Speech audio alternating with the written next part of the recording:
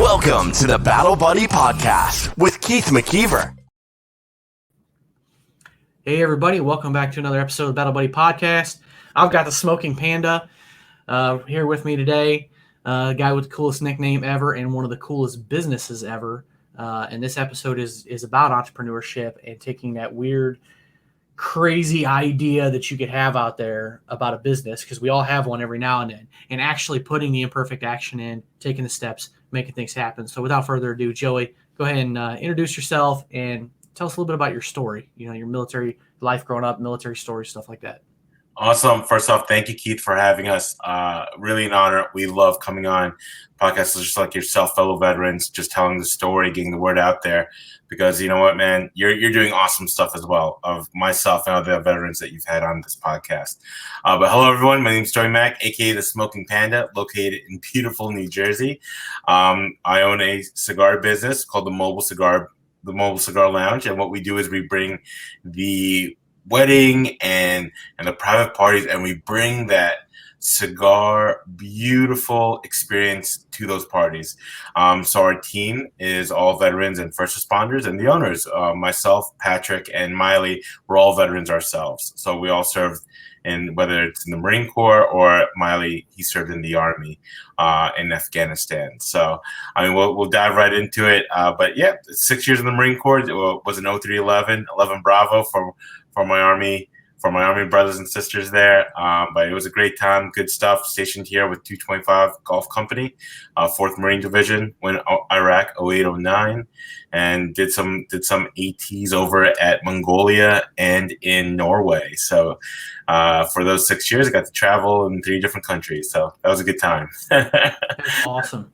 You got to love it when you can travel. That's one of those benefits that a lot of people try and join for is the opportunity to travel. And unfortunately, not everybody can, but it's really cool. Both of those would be some really cool locations for different reasons. I'm sure Mongolia would have been really interesting. Europe would have been awesome. My trips in Europe were limited to layovers. So I've been to Ireland, if you count staying in the in the Shannon, Ireland airport for about an hour layover. Same thing with Germany, just about an hour, maybe 2 hours, something like that. So not quite, I think, fitting the definition of visiting Europe. If you don't leave the terminal, I don't think it counts. Just like deployments to Kuwait don't count, but don't shoot the messenger on that one. So anyway, this episode is all about your business, and when we met, like, I just thought it was the coolest thing in the world, right? Because there's so many veteran entrepreneurs out there, and people can go down like this road of creating I'm going to say normal business in some ways. Like, hey, I'm going to become a mechanic and open up a shop, or I'm going to become a real estate agent, insurance salesman, whatever, right? The more traditional business. But you took cigars and decided, I'm just going to take this show on the road, because why not, right? Like so I'm really curious, what was the spark for that? Where did that idea come from? And at what point did you just say, let's do it this way? No, absolutely. It's funny. I have a good friend. She owns a brewery called Backward Flag, and I have a good friend, another Marine. He owns a coffee company called Black Six Coffee, and of course, us cigars, the Mobile Cigar Lounge. So we were doing a support event for a good friend of ours called Backpacks for Life here in New Jersey, and it was tobacco, coffee, and alcohol. And we were laughing because that's like the trifecta of what makes like a serviceman, servicewoman. It's running in their veins. It's running in their veins. One of those three, or all of them, for the most part. But yeah, we took an idea. Well, actually, we took a passion of truly enjoying cigars. For me and for Miley and Patrick, smoking cigars was that pastime of being able to just do that camaraderie, socialize. And for us in the military, some of us remember the phrase "smoke 'em if you got 'em." So that's kind of like a good tactical pause. And for those of you that don't know that, it's kind of like that little break, whether it's on patrol, whether it's you're doing something, you can take that nice 3-5 minute break. They might not be cigars per se, but they could be cigarettes. But during those times, those minutes, it's kind of like a quick reflection to kind of just like relax for a good single minute and jump right into it. But for the longer times where we're sitting in the smoke pit, smoking cigars, celebrating, sometimes they accompany with alcohol. It's nothing better than being in a group of, for me, fellow Marines, for some people, whether it's Air Force men, soldiers, sailors. It's just a great way just to relax. So we took that passion and we loved we absolutely love doing those things and just turned it into a business. When you take the civilian sense, what do memories consist of? You're thinking of birthdays, weddings, retirement parties, celebrations. Those are things that we believe should be lit up, with a cigar and, cut up and smoke. So we took a passion and what we love doing and just turned it into a business. And when pleasure is business, business is pleasure, for us. So it's been quite a journey. Absolutely. And it is quite the journey when I look at your Instagram page, and I'm just like, man, those some crazy looking parties, man. You guys are, they just look so much fun. Everybody, a lot of them are, like I said, retirements and weddings and stuff like that. Everybody's dressed. You got good alcohol flowing. Everybody's smoking, just lounging back and having a good old time. And it's like, wow, it's really needed sometimes, like mental health, a good time, like whether or not smoking is your thing, like everybody needs that kind of environment sometime. And the smoke pit, it's not a place I hung out much. I did. I've told you before, I'm not a smoker currently. I did on my first deployment, but a lot of that was just kind of boredom and sitting in a tower watching prisoners. And we had a little smoke shop. The guys had like a handful of Cuban cigars and some little beaties or whatever they were called, cigarettes. I mean, kind of smoked out of boredom, and it was just it killed the time. Sometimes other people would visit my tower, or you just kind of hang out and just smoke it if you got it, right? Yeah. Just kind of take that break, whether it's 10 minutes or 20 minutes or whatever. And so it's huge. So your business is mobile, and because you're going on site to a lot of things. So like what kind of goes into that logistically, and how did you settle on kind of mobile instead of just open up like a cigar shop where people can kind of come in and do things? No, thank you, Keith. Something that really, I helped a good friend of mine, Mike Rios, fellow Marine. He wanted to start a food truck down in Miami. So I went down for like a couple of days just to help him start a food truck. And I really enjoyed the whole mobile game where they just show up to events. People line up. If you've been to a food truck festival or you've been to these amazing and delicious food trucks, you'll see lines freaking down the block. And I really enjoyed it because they really didn't have like a storefront, the traditional brick and mortar that people had. They would just go to events, show up, and that was the name of the game, right? And so for us, being mobile, going to different events and going to different areas, that's exactly what we want to be. Logistically, you know what? If you think of, and this is where the military, how did the military prepare, us as entrepreneurs to go into business? Logistics, when you're whether you're a squad leader or you're a fire team leader, squad leader, platoon sergeant, platoon commander, the CO, you're planning all these moving parts. Like, hey, for me, it's kind of like, hey, A is going here. They need B. They need their beans and bullets. They need their cigar. Well, for me, it'd be like cigars and cards, right? Yeah. So that same logistical plan, like last week, we had about 18 events going on. This week we probably have close to like 12 to 15. Logistically, making sure that everyone has what they need and making sure that we move that pen forward. And so that's why we wanted to do it. And mobile was the way to go.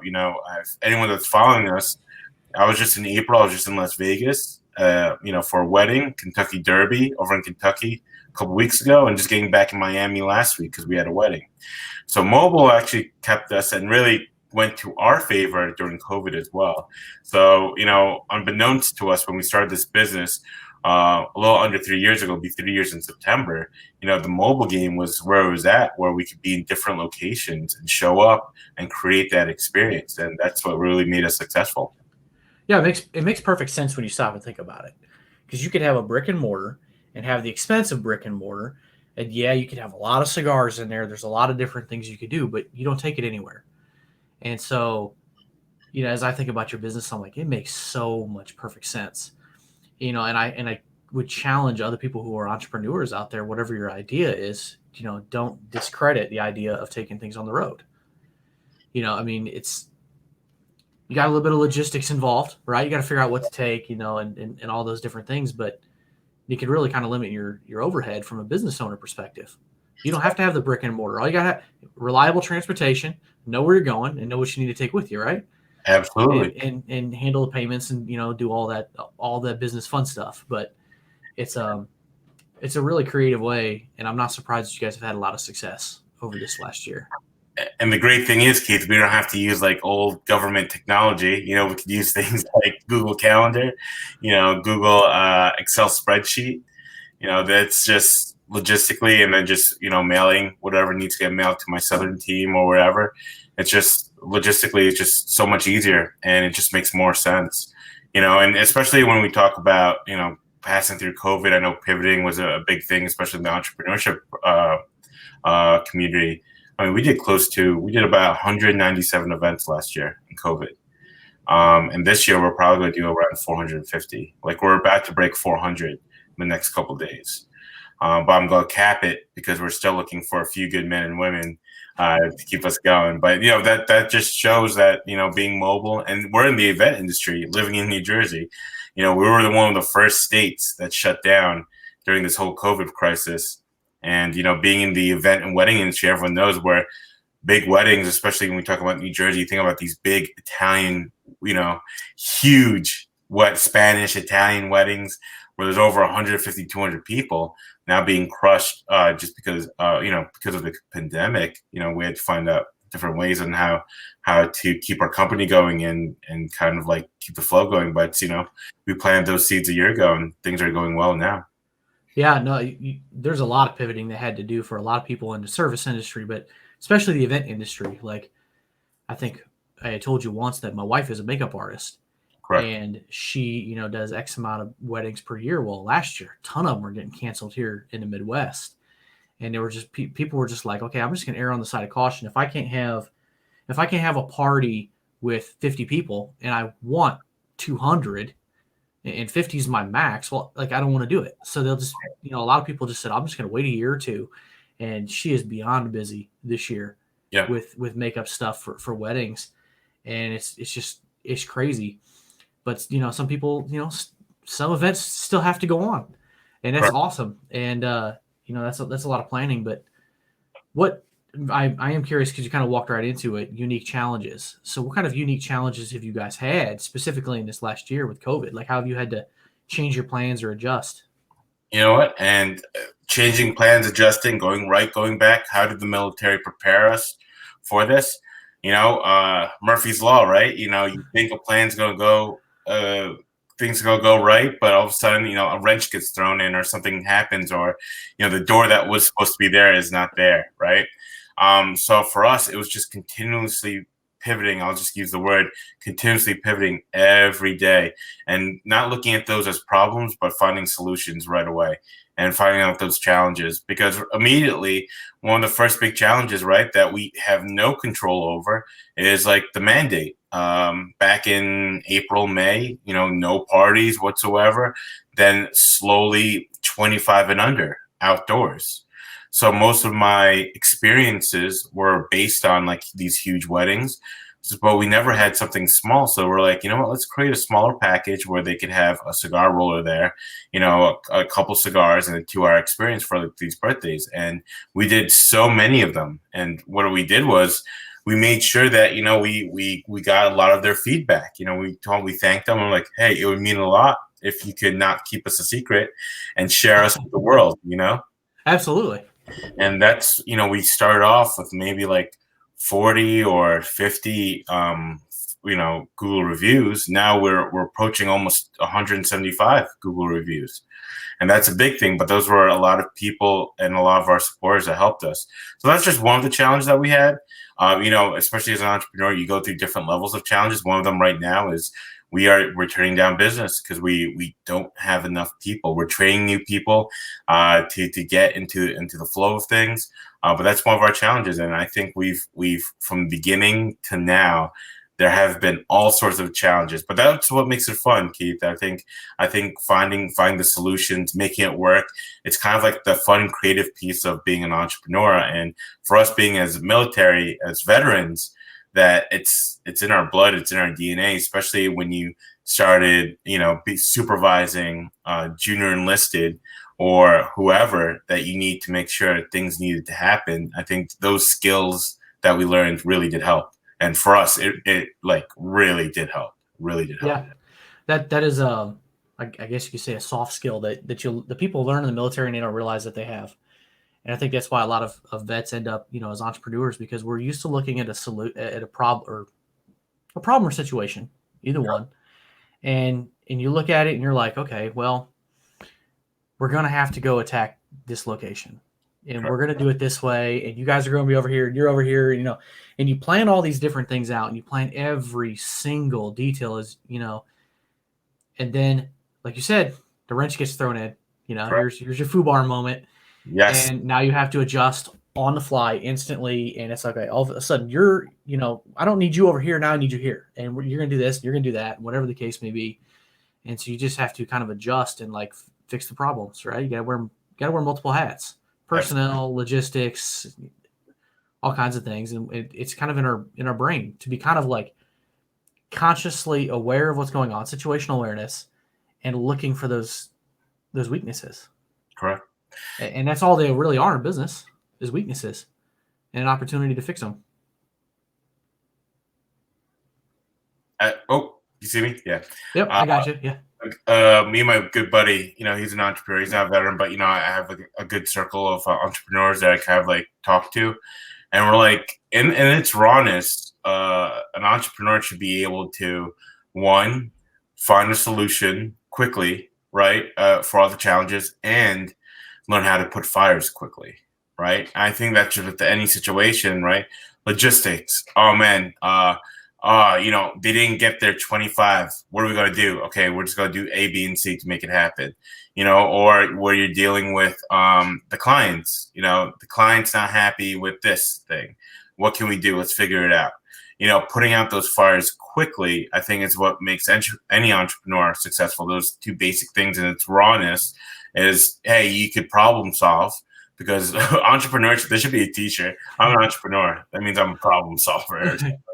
But it's true, right? You're just continuously readjusting fire all the time. And then the second thing is putting out those fires, whether it be internal, external. You're putting out those fires. You're making sure that, hey, when something starts lighting up, you squash it. Or right before it's even lit up, you address it. I think those are two key things that make any entrepreneur successful. Oh, absolutely. Absolutely. It's just wearing many hats. Correct. Firefighter, police officer, paramedic, counselor. I mean, however you want to look at it, like, you're always going to be, fixing some sort of problem. So, so what kind of wins have you guys had, especially over this last year with COVID or, since the beginning? What kind of major wins have you had that you just didn't see coming? You know what, Keith? It's been quite a journey. 2020, we doubled our revenue from 2019. A couple days ago, we actually broke our revenue from 2020. A couple days ago. Wow, that's incredible. Yeah, so we're on track to double for 2021. We've grown our team. We've hired 2 part-time, but now one of them is going full-time as our kind of like our back office secretary, and she's doing an amazing job. Jackie, her husband, works at the hospital, at one of the hospitals here in New Jersey. So many wins, man, and we're it's like counting our blessings all the time because we have an incredible team of veterans and first responders. I won't say. Nope, kind of losing you there. You got me?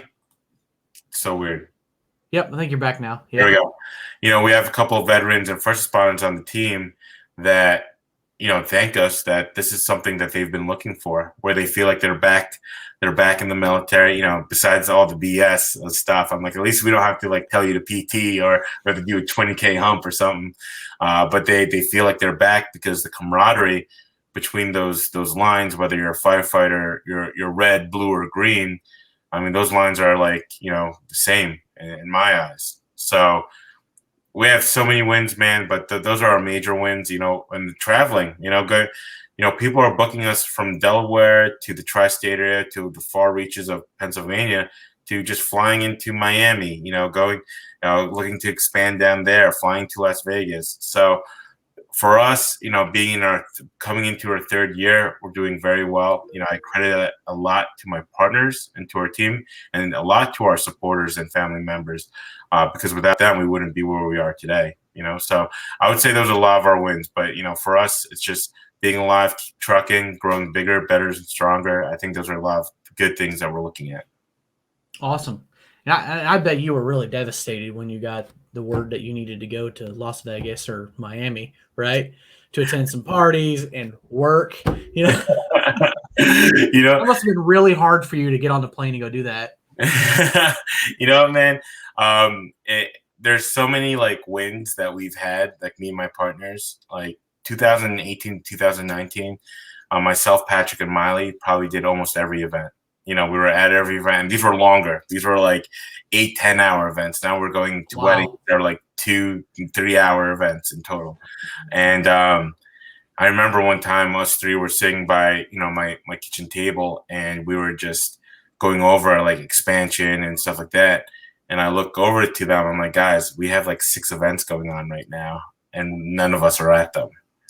And that's like a key point. And then even for me, when I first traveled to Las Vegas, I think we had like 15 events going on that weekend. I was not even in the state.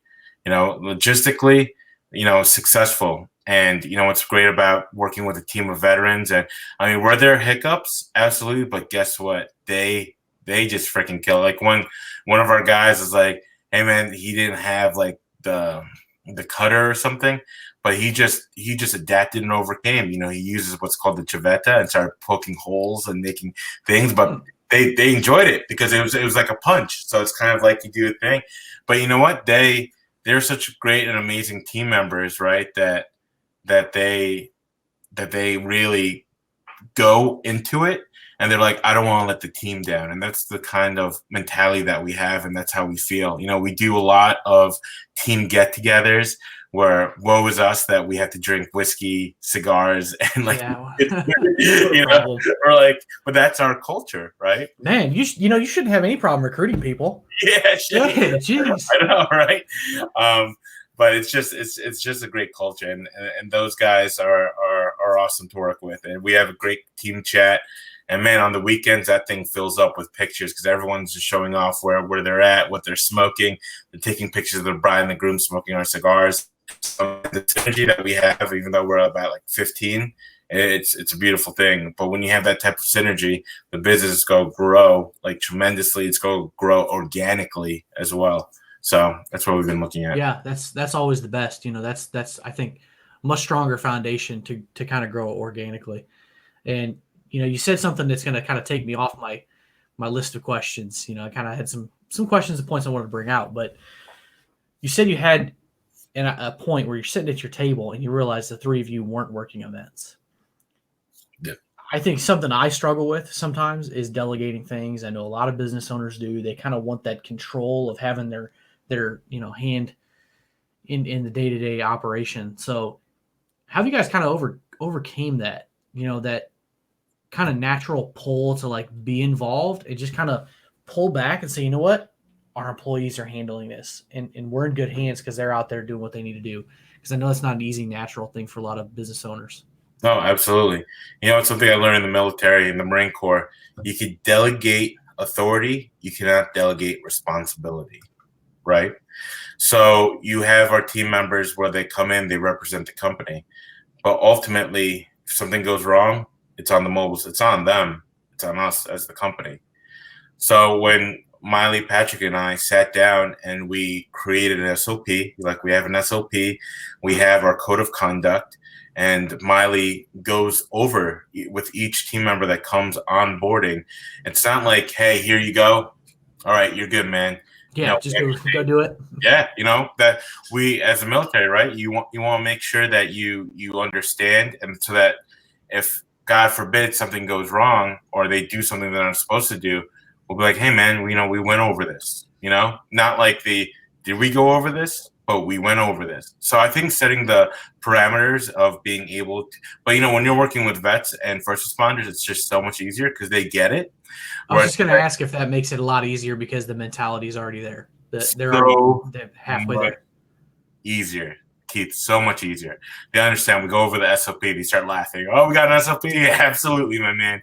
And one of the key things that we have, because some companies, alcohol policy, it's either yay or nay. For us, I don't tolerate two things: drunken behavior and drunken consumption. If you want to have a glass of scotch, if you want to have a glass of wine while you're working, that's part of our culture, and I respect that you understand it. Sometimes we go to these weddings, like Keith, we're talking about going to these weddings, and you got a Macallan's 18, Johnny Walker Blue, you got Glenlivet 21 sitting there, and the bride or the groom or the father-in-law offers, absolutely, celebrate with the family. That's why we're there. But they all understand, and they don't want to let the team down. And when you have a group of, I don't even like to call them, they call me boss. Some people, I don't like that. I'm part of the team because I'm out there, like I'm doing weddings too. We're out there. We want to make sure that we do what's best. And for us being in the military, we join something greater than ourselves, right?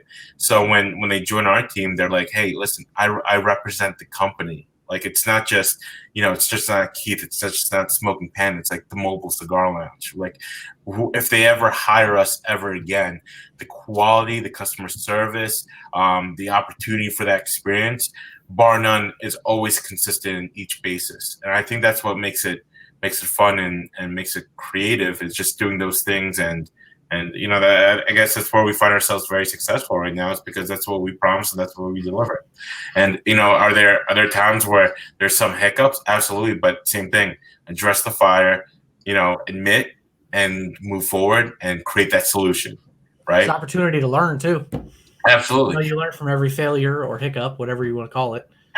Absolutely. And man, I'll be lying to you if there were some times where we're dealing with a client, something went wrong. But we addressed it, and we let them know, and we apologize, and that we're a growing company, and that going through COVID, we were really going through wedding season. Now it is, but we learned so much, and I'm so grateful for that. Right? There's a great book, great saying, failing forward, I think is a big thing.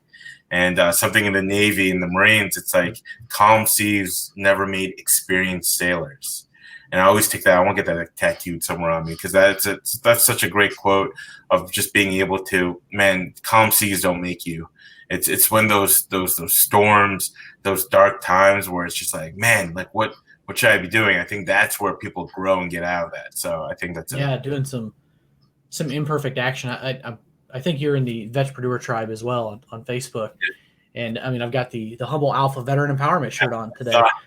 and as Lane Balone always said, imperfect action. That's one of the things I've heard him say so many different times. And it's like, yeah, you have to do something. Yeah. Imperfect action. You're going to screw up at some point in time. Man, I've screwed up. I'm in a real estate business. I've screwed up some things, man. I've paid for some things out of pocket for some closings. Whether it's my fault, sometimes it's not. Sometimes it's just easier to do. Yeah. I mean, I've had situations where I'm like, okay, I'll just pay the $100 home reinspection fee just because it's just easier than going back to my seller who's pissed off at the world right now because they didn't get things their way, or something went wrong and it wasn't my fault, but it was, whatever. And so sometimes you just got to eat some things and talk that in the back of your mind and be like, I'm not doing that again, man, or I'm going to look for that red flag. But, you kind of mentioned like company culture, and I think that's a huge one too. And that's really apparent that you guys have made a very conscious effort in bringing in military and first responders. Because like something that always sticks in the back of my mind. I tell my boys this too. Like when I was in the Air Force, I was told you have 2 name tapes, right? You have your family name, and that means something. You also have, your branch name, and you're Marine. I was Air Force. Like we take a lot of pride in the branch we served in. We take a lot of pride in the career field that you're in within that branch, and you as a business owner have to find a way to get your employees to buy in as team members, value team members as part of that team. Correct. And that it just shows that you guys have done that. Because like I said earlier, it's kind of hard to just kind of give up a little power and a little control and delegate things. I hear you, man. But once you get that going, where you're, I'm one of those I have great, amazing coaches where they're like, if you want to get big, you can't just go by yourself. You gotta go with a team, right? If I just want to do Smoking Panda, it's going to take me a lot longer if I did it by myself than the team that we have now, right? And going back to that culture, we had to, me and my partners meet every week. We go over our things, what's been going on, right? And we're like, hey, this coming Monday, it's Memorial. For us, it's a big weekend. It's not like thank veterans, right? Some people, it just happens, right? But it's like, I thank you for yourself. Like, this is not our day. This is for those who've passed. And, we were like, hey, let's do a toast. So we put in our group chat, hey, gents, we're going to have a toast at 1900 on Facebook, from 1900 to 1915. Come on in. We'll just shoot all the calendar invites. And everyone, like, for the most part, everyone approved. And one of them called me. It's like, hey, man, I saw that you're doing the thing. I love that. He's like, it warms my heart, when a company like that, where we get to acknowledge that, hey, listen, this is for our brothers and sisters that passed. So just going back to that, creating that culture, right? And these guys and gals that work with us, I think it just shows where that we give back and that we understand each other. Absolutely, yeah. You gotta do those kind of things and set your culture up right. But I want to take it a very serious way, Joey. I gotta know, because I should have asked earlier. Your alias of Smoking Panda, where did that come from? So I love that. So Panda. So I played rugby during my college years. Right, it was great. That's where I met Miley. We were playing D1 up in Norwich University. We got. Yep, you froze here again.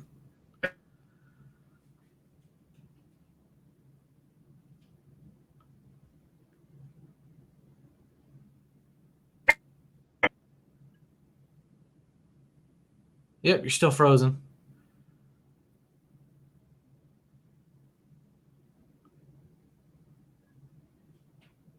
Now you're starting to come back. Am I good now? Yep. You're getting better now. Yeah, you're coming back into view here. There we go. The universe doesn't want us to know about the secrets of the Smoking Panda. And that's all I gotta say about that. Yeah. No, rugby, man. That's cool. That's awesome. I didn't know that. Freaking awesome sport, but underrated sport. Oh, I love it. I'm a big football fan, but man, if I can catch some rugby on TV, dude, I'll sit there and watch it. Even though I must admit, I don't understand all the rules. It is still an awesome sport. Oh, I loved it. Yeah. But yeah, that's how I got my nickname. Playing rugby. I'm a bigger guy now than I was when I was playing. But they, because I'm Asian and it's a bear and it's a panda, so they started calling me Panda. And then, Panda was going on, and then, people call me Panda, and then Smoking Panda because I smoke cigars. So nothing too crazy. Makes perfect sense. Yeah. I figured it was something like that, but I just had to ask. Yeah, no. How about your business partners? Do they have any good nicknames? Yeah, we call Miley Smokey, because he's like a big, huge bear, right? And then Patrick, we either he likes to call himself a little squirrel. He's a little squirrely guy, but we just call him Patrick. But it's just like, a couple of our guys have like a little Maverick. Like we have a guy named Maverick. We call him this guy Ed. He's an Army lieutenant, dresses to the T. We call him GQ. just because he just looks good every time he goes to an event. We're like, yo, it's GQ. It's Just just embrace it as a company culture and have everybody have a nickname. And then when you let a client know, be like, hey, GQ is going to come, or the Smoking Panda is going to be your representative. Yeah, they're like, oh, I love that. You know, it's funny. I've had people call and they're just like, hey, is this the Panda? I go, yes. My name's Joey. How can I help you? Oh, geez. That's awesome. Yeah, so I mean, it worked out, right? Hey, it works, right? It's all about branding. You got to brand yourself. You got to brand your business. Absolutely. Wow. So, with your business and the fact that you guys started a business that's like so out there, so kind of hate to use the word crazy, but it's one of those kind of crazy ideas that just kind of pops in your mind and you're like, I'm gonna run with it, right? Because it's not that traditional, like I said earlier. What advice do you have for somebody who's kind of got that idea and starting in their process, starting to get the ball rolling a little bit? What advice would you have for them who's kind of going down a similar path in whatever way that looks? No, I love that question, especially for anyone that's starting their own business. I think one, well, we touched a little bit about it, but I think always one is find a mentor, right? I'll speak to veterans themselves, right? When we go in and we check into our units, right? We usually the NCO. When you become an NCO, the senior NCO, you're always looking forward. You're always looking ahead of you, And Keith, you and I know that we've served with guys and gals that, being in the infantry, I would go break down a door for them, take a bullet for them, give our lives to them because, hey, we got to take that building. Yes, sir, we're taking that building. You know what I'm saying? And that's where we got to find. But those styles of leadership and that mentoring, I think, is a huge thing. So the first thing I would say is find a mentor, find a coach, find someone who's 10, 20, 100, 1,000 feet ahead of you, right? And just reach out to them like, hey, listen, this is what I would do. Let me tell you, it'll save you three things. It'll save you time, money, and people. It'll just make your business get a lot easier when you have someone that's there to coach you, right? But just taking the military mentality where you have that NCO that's guiding you, right? That senior NCO that's guiding that junior NCO, right? Same thing with officers. They all have different levels where they're each guiding each other because they're trying, right? In the military, you have to know your job and the job ahead two steps ahead of you. God forbid that guy goes down or that other guy goes down, that you need to know those jobs. Same mentality. Absolutely. Same mentality. So have you done any, have you had the honor and privilege of being a mentor to anybody? Has anybody ever reached out to you? Yeah. So, for us, we do two things. One, we do entrepreneurship programs called the Leo program here at Don Bosco in New Jersey. So we actually had 4 interns, that high school kids that helped us guide, but we taught them about marketing. They worked with Patrick and Daniel. They go about marketing. So we helped guide them, and one of the mentors there for one of the groups. And that's still going on. We've been doing it for about 1.5 years now. One of the alumni captains for Bunker Labs, if anyone's heard of Bunker Labs, I've been doing that for 2 years now, where we work with veteran entrepreneurs on a virtual basis, guiding them and telling them to grow their business. So those two things, man, it's one of those things, Keith, where you get to the top, right? Not, there's never a top, right? Especially entrepreneur. You get to a level, yeah. Yep. Yeah, I turn around, help the next bro out, right? All right, you get up here. All right, you help that person up. I'm heading back up to the next part, and that's part of our culture, right? So those two things right now.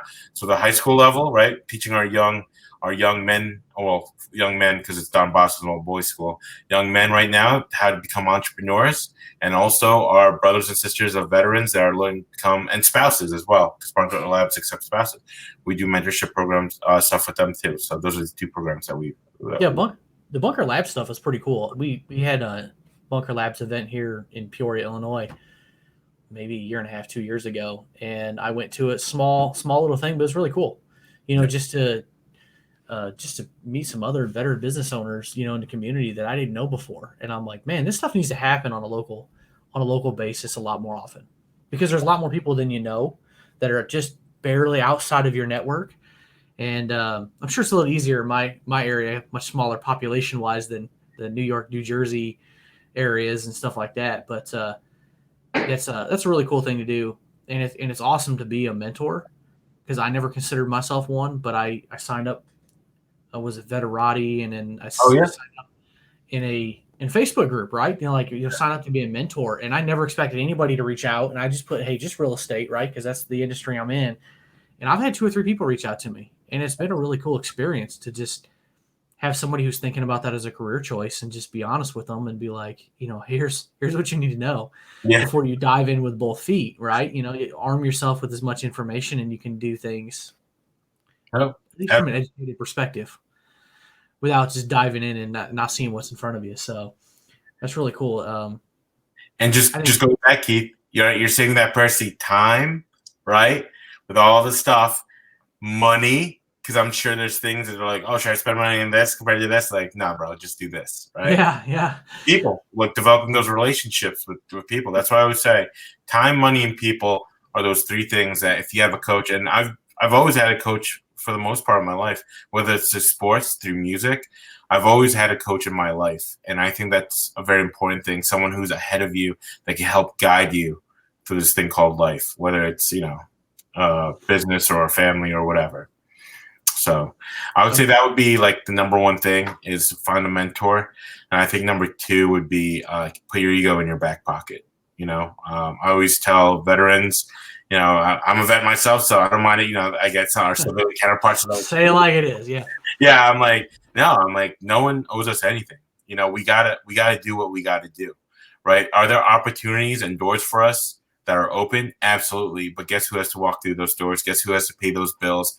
We do. Right. And I think for us as being entrepreneur like leaders in our industry, we set an example. Right. And that's why when we received an award over in the Kentucky Derby for being the diverse business of the year, part of my speech and thank you speech was, this is for us, that anyone that looks to hire or is looking to start a business, this is for us, as in whenever you go and you want to use a veteran spouse-owned business, that there's a certain level of quality, of professionalism that we have, and there's a standard.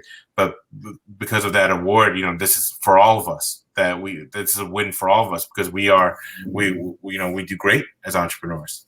I think veterans have a great opportunity to become entrepreneurs. It's not for everybody, but a certain level of us that do have it. But yeah, putting that ego in your back pocket of like, hey, they owe me this, they owe me that. You're not gonna get far with that. Just because you have a resume or you serve 4 years, right? It's not gonna get you anywhere. But having that kind of humbling, right, that humble state, looking for that mentor or coach to help coach you and get you out. I was very fortunate that when I got out, I met a lot of our guys help coach us. So I would say those 2 things, Keith, that would help. Be humble, shameless, unpaid promotion plug for the Humble Alpha Veteran Empowerment. Yes. But seriously, like, be humble, empower, be empowered, empower your fellow veterans, right? And just provide value because nobody owes us anything, but you kind of hit on a good point. We do have certain doors that open for us. Correct. And we have certain opportunities that are not afforded to other people. Correct. And you just have to, you have to recognize when that door is open. You have to find the tools and you have to find the people and the mentors. Correct. And, another good point is diversity that you bring up. Like, we do tend to create more diverse businesses. Correct. Diverse, in terms of gender, race, religion, whatever, like, those of us served, we all know that everybody has value. I don't care what, I don't care who you are or what you believe in or what the color of your skin is, right? Do you provide value? Are you a good employee? Are you a good mentor? Can you help me achieve what I need to achieve? And most importantly, are you a good person, right? If you're a good person, I can trust you and you fit all those other things, like you're the person I want to be around. Absolutely. And that's how you build a really winning business. Yeah. It's kind of embracing those skills. So, to kind of wrap things up, but I want to get more serious. I already asked you the smoking panda question, but since your business is about cigars and you also drink, what's your drink of choice? Oof, I get this all the time, my man. Hey Panda, what's your cigar? What's your drink of choice? It's so hard, man. You know what? It really depends on my mood and my experience. I think there's a lot of people out there that smoke. There's hundreds and thousands of cigars, and the world of whiskey is just friggin' zero to bar none, right? I've had some of the most greatest memories of just like some cigars. Like I'll name one. One of them was the 70th anniversary or 80th anniversary for Padron. Really good stick. I had that when I was down in Miami. I've had good drinks from Pappy Van Winkle to Macallan number 6 to number 18 to Louis the 13th over in Las Vegas. So, man, it really, I'm sorry, Keith, but I say it all the time. It's so hard for me to pinpoint because, Keith, you and I can meet up for the first time and we could have like a 12-year-old scotch or something, something like under the, 100, 125 range. But you know what, man? I'll remember that. And it doesn't have to be like a huge thing, right? We could have a nice drink like a Buffalo Trace or something like a Peerless or Angel's Envy, and we could sit down by a fire and smoke a $10 cigar, and I would have one of the greatest experiences possible, right? So it's so hard for me, especially being in this business, man. I cannot pinpoint it. I cannot. Yeah, that's a good point. It's not the drink. It's not the cigar. It's the company you keep around you. That's where the memories, the event, location, and the people. So, darn good one. So we'll go ahead and wrap this up. But I got 3 final questions that I ask every vet, and I'm always curious to see what people's responses are. But for somebody who's looking to get out of the military today, what piece of advice would you have for them? Same thing I said. Find a coach. Find someone that's in that area. Check with your American Legion. Check with your hometown, wherever you're moving to. Check with some veteran groups that you could like, whether it's Bucket Labs. Mission Continues was one of my first ones. They do service projects together. Find those groups. Go with your tribe, right? A lot of people have been in those tribes for quite a while, so they know and understand the process. So when you're checking out, start doing a little bit of research. Find some local veteran groups that you can meet up with, and so you can continue on. Because let me tell you, you've done 4 years, you've done 10, 20 years in the military. You go back to civilian life, it's going to be Nobody's there for you. It's going to be a hard transition. You go there and you actually have some vets that have been through there that have either seen through hard times and they want to make sure that none of us go through that again, or they just want to be there and help and support. So yeah, for someone who's going out, Keith, I would say find some of those local groups. Go to, I know people like the VA hospital. Go to the VA hospital. They usually have some veteran groups that they can, and social groups. It doesn't have to be like a group where it's like, hey, I have to do A, B, and C. Find a social group. Get together, especially if you're a veteran business owner. There's tons of groups. Facebook is a great place. Instagram is a great place. So, Keith, hopefully that helps someone out there. Yeah. Find your tribe again, because once you go back there, trust me, no one's going to get us when we get out. Yeah. You'll be telling like stories and jokes, and people are like, "Is he okay?" Yeah, no, I mean. And you really think about some of your stories, you're like, wow, if I tell those in the wrong places, like people are going to think I am absolutely nuts. But it's normal because we lived through it. You experience it. But finding a connection, like a connection, no matter what, I think is huge. And it's huge for transition. It's huge for just adapting to a new normal. Because, for me, it was Honor Flight program, sending veterans to DC. Yeah. That's where I got involved. I'm a Legion member, DAV, VFW, like IAVA. I'm a member of all those organizations. They're all great, but none of them had in my area something that really spoke to me. And then I watched that documentary, man, and I'm like, Honor Flight, that's what I could do. Yep. Because I grew up loving and appreciating, the veterans before us, just like a lot of us do. And I'm like, oh, we could take these World War II vets to DC and Korea and Vietnam guys. Like, without them, we wouldn't be able to serve. We may not have a country without them and their sacrifices. So, it's been a huge part of my life for 5 or 6 years now. And some of them are civilians that some of the volunteers are civilians. The directors in my location are civilians, but there's a handful of us vets, man. And we really get each other. We know and understand each other. We all, when push comes to shove, man, we dive in and get the job done. Sure. And it's become like another family to me, and it's huge. You know, I don't know where I'd be without them, honestly. Yeah. So that's a good piece of advice. You know, whatever that looks like for somebody. Yeah. You know, whatever you're into, you know, and it could just be a veterans organization that's into, I don't know, playing Monopoly. You know, actually, like whatever, you know. Actually, there's a Hope for the Warriors, right? They're doing a Dungeons and Dragons thing virtually because, you know, there's vets. Listen, the great thing is, I would probably do it if I was, you know, I was into Dungeons and Dragons. But it's whatever you're into, where you could go in and be like, "Hey, bro, hey, sis, you know, we understand each other."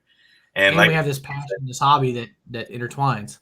Correct. And just so happens I love being a wizard, you know, or something. Whatever they do in Dungeons and Dragons. I was kind of thinking that, but I went Monopoly instead. Yeah. But yeah. I think Monopoly would be too aggressive, right? I don't know, man. I mean, you know, I'm a straight shooter, you know. That Monopoly is the only game I will cheat in. You know, never play with me and never let me be the bank. I mean, I will openly admit it. Do not let me be the bank in Monopoly, dude. It's not really pretty. Keith is not the bank. Hey, I am crooked. You're gonna look over, and I will have a stack of money. Like, hey, you know, how'd you get that? Like, I passed go a lot. You know what I mean? Yeah. Hey man, there's a surcharge in that. Every time you cross my property. Yeah, you got to be really, really aggressive, you know, in Monopoly, man. I take that seriously. That's why nobody plays with me. Yeah. I don't play Monopoly very much. Even my kids know not to let me be the bank. But second question, the final three. What advice would you have for somebody who's looking to, you know, to join the military today? You know, do your research, right? For me, I always knew I always wanted to join the military. That was just who I was. That's who I am. I did Boy Scouts. I wish I could do like the JROTC, but none of my schools near me did it. But like, I always, and being part of a team, you know, I always found that I just enjoyed being a part of a team and just going after something, having those goals, right? Doesn't mean that you have to join the military. You know, do your research. Find out that branch of service. But going back to, you can find a mentor and talk to people who have been in the service, where you can talk to them and ask them their experiences, right?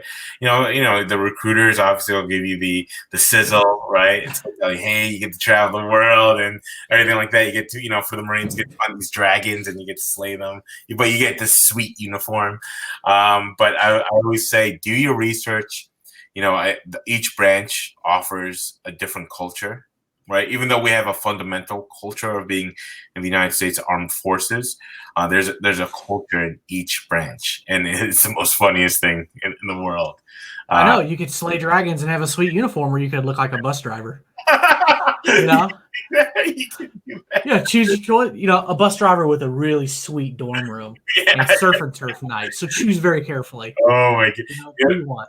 You know, it's funny, Keith, really, really quick. You know, I went to a private military school called Newark University up in Vermont, and we had all ROTCs. It is the birthplace of ROTC, right? So the Marines, so when we had PT, the Marines and Army are always running. Like, it was the most terrible, like, we just knew we had to run, like, every day, whether it's running, push-ups, pull-ups. And then, then you saw the airmen and the sailors, they would have these, like, school circles of, like, PT. And they were just like, all right, let's do 10. All right. They do 10. They're like, all right, water up. So they get one. And we're just like there running the whole time. But you can see the culture and everything. But you know what, man? It's for anyone that's looking to join the military, definitely do your research. Like I said, there's a culture in each branch. One, they might talk to you than the other one, right? And each one brings a certain type of pride into it, like, you know, people in the Air Force, people in the Coast Guard, right? I don't think I shouted them out yet, but the Coast Guard, the Space Force, you know, they're kind of in the family. Yeah, you know what's funny, Keith? We had Daniel. He's an Air Forceman, right? And you know, we would always rag on him. And then we had James come in. He's a Coast Guard, and then he's just like, yeah, when he came in, it's like, fell off his shoulders. Woo. We're not the baby in the family, and we're not like the black sheep of the family anymore. Right. You know, much love to the Coast Guard, but I think technically they fall under Homeland Security. That's true. It's like, yeah, you're kind of in the club, you're kind of not. Your left foot is, but your right foot isn't. Like, I don't know how else to put it. We'll adopt you unofficially sometimes, but we also have police officers and firefighters, so that's always fun. Any Space Force yet? No, not yet. No Space Force Rangers or whatever they're going to call them. I mean, don't even get me started on the Space Force, man. It's like, you know what, man? I don't understand it yet, but whatever. Air Force is like steak and lobster. Space Force is like Wagyu steak and Maine lobster. that's what it is. They definitely they're going to get all the fancy stuff, right? Like Air Force just got bumped down the list a little bit. But like, you can hold on to those planes an extra 10 years because we got to afford some rockets now. Okay, we got a bunch of Space Force guys that need some astronaut suits. Correct. We got to feed them well because there's not going to be a whole lot of food to grow in Mars. Like. So I know we went off a tangent, but take that advice, do your research, get it done. Awesome. That's some good ones. So last one is, what organizations would you like to give a shout out to? Veteran organizations that you think are doing some amazing things that people should be aware of, and why? Oh my goodness! I know, probably a big list. Big list. Shout out to these are just from our experience. If I forgot, like, my apologies. The Mission Continues, big thing. That really just they were the first organization that really was like, man, I like being part of my tribe again. Hope for the Warriors. Shout out, even Wounded Warrior Project. I've known some guys and gals that have gone through there. Nothing but love. Bunker Labs, Backpacks for Life. Man, there's so many. Arms to Artisans. That's a good friend of mine. She takes veterans and moves them from a veteran to artisanal space. She sent me to cigar rolling school. There's the Smoking Shields of New Jersey. Man, shout out to everybody. Like, I can't even name. You know what? What's funny too, Keith? It's like, well, not funny, but we give back every month 5% to a local nonprofit. We've been doing it since May of last year.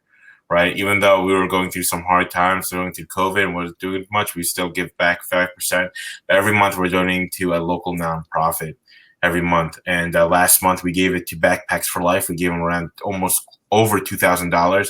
That means that gives 80 plus bags to homeless veterans. Month before that, we did First Tee of Jersey Shore. That gives 11 kids 10 weeks of golf lessons and equipment. You know what I'm saying? And then this month, we got Smoking Shields of New Jersey. We're over $2,000 already, and we're about to give them, and that's going to be for the families of the fallen that have passed away due to COVID or the line of duty. These are great organizations, but shout out to all of them. Tuesday's Children, man, I can't even name so many. Black Six Foundation. I'll stop there because it's just so many that's like truly helped us and have great, amazing people behind those brands. That was a hard question, Keith. Yeah, no, and it's always interesting because I never know where people are going to go with it. But, really, you should get the shout out for you guys. I know it's easy, being veterans to just give back and give a portion back. But, I think every veteran business should do that. They should find a way, whether it's financial or whether it's mentorship or whatever. You should find a way to give back to your community. I mean, but I think that's a lot of us as a whole. We find some way, shape, or form to do that because we care. And at one point in time, we all rose our right hand, to support our country. Correct. In one way, shape, or form. So I think it's just kind of naturally ingrained. But, once again, I got your business going down there at the bottom, the mobilecigarlounge.com. Reach out to Joey Mac, the smoking panda, whatever you want to call him on the phone.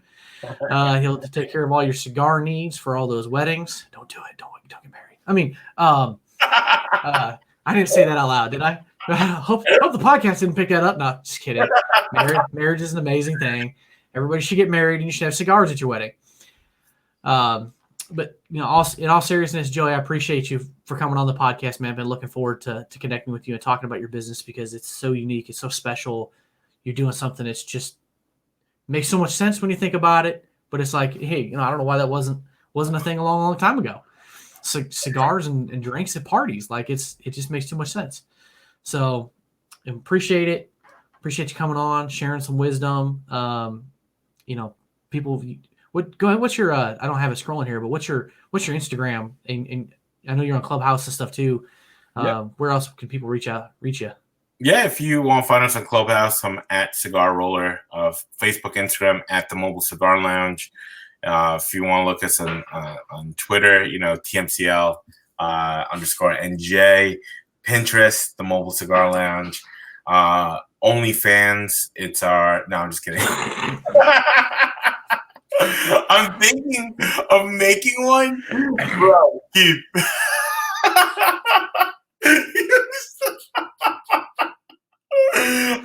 Man, you had me on that, dude. You played that good. I was like, no. I know there's people on there, evidently, for other things other than what everybody knows it for. Yeah. But man, you had me. This man's just about to throw his OnlyFans. Oh, jeez. Wow.